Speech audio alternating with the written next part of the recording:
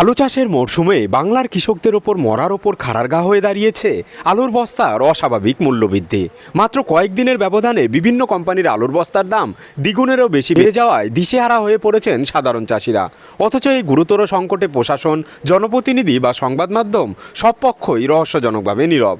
সাধারণ একটি দেশলাই কিনলেও তাতে দাম লেখা থাকে, কিন্তু আশ্চর্যজনকভাবে কোনো কোম্পানির আলুর বস্তাতেই কোনো প্রাইস ট্যাগ বা এমআরপি থাকে না।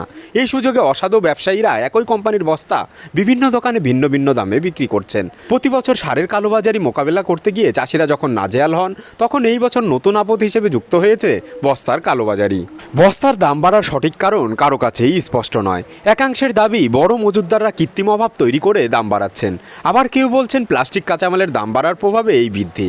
তবে কারণ যাই হোক না কেন, এত অল্প সময়ে এই বিপুল পরিমাণ মূল্যবৃদ্ধি কোনোভাবেই যুক্তিযোগ্য নয়। কৃষকদের স্বার্থে এবং অসাধু সিন্ডিকেট ভাঙতে প্রশাসনের দ্রুত ও কঠোর হস্তক্ষেপ অত্যন্ত জরুরি। স্বচ্ছতা ফেরাতে প্রতিটি বস্তার গায়ে নির্ধারিত দাম উল্লেখ করার দাবি তুলেছেন ভুক্তভোগী চাষিরা।